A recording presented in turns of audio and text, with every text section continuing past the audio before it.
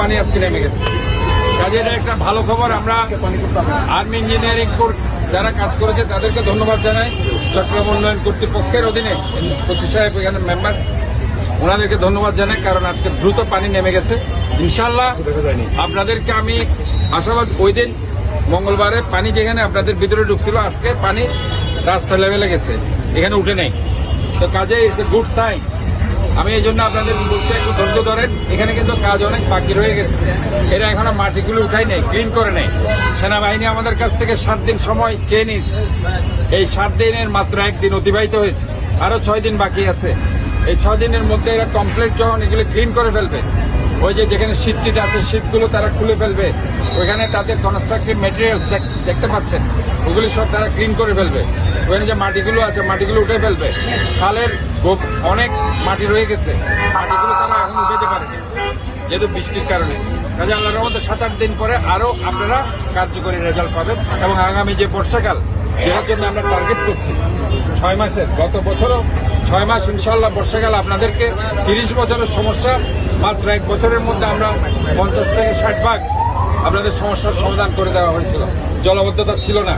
এবারও আমরা ইনশাল্লাহ আশা করছি, আমরা এই যে হিজরা খাল, জামাল খান খালের কাজ, যদিও তারা এই আগাম বর্ষার কারণে কাজগুলো কমপ্লিট করতে পারে নাই, বর্ষার পরে নভেম্বরে কমপ্লিট করবে। কিন্তু আপাতত বাঁধগুলো আমরা অপসারণ করে নিয়েছি এবং মাটিগুলো তারা এখান থেকে নিয়ে এটা ক্লিন করার পরে আল্লাহর রহমতে এইবার আপনার থেকে আরো স্বস্তিদায়ক জায়গা, যেটা আমরা 70 থেকে 80 ভাগ বলছি, আল্লাহর রহমতে চট্টগ্রামবাসীকে একটা স্বস্তিদায়ক অবস্থা আমরা নিয়ে যেতে পারবো বলে আশাবাদ ব্যক্ত করছি। মেয়র আমাদের রাস্তায় ঘুরে জনগণের পাশে সম্মানিত করে সবাইকে পাওয়া, এটা আমাদের দুষ্কর।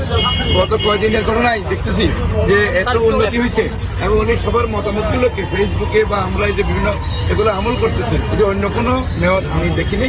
এবং দ্রুত যেভাবে সবাইকে ইনভলভ করে কাজ করতেছেন, সামনেও উনি আমার মনে হচ্ছে সমাজসেবী প্রতিষ্ঠানগুলো আরো ইনভলভ করলে আমরা মেয়রের কাছে একটু দাবি জানাচ্ছি। আমরা সবাই নিজেই বললেন আমরা প্রবর্তক মোড়ে, আমি একটু আগে জিজ্ঞেস করতেছি এদিকে যাওয়া যাবে, পরে স্যার এখন রাস্তা পরিষ্কার, তাহলে আর তো বলার অপেক্ষা রাখে না।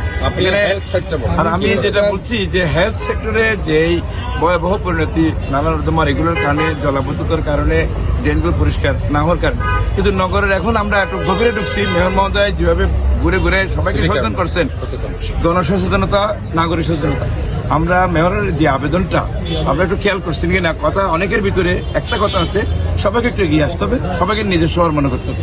আমি মনে করি এটাকে সকল দল মত বর্ণের ঊর্ধ্বে রেখে আমরা মনে হয় এগিয়ে আসি।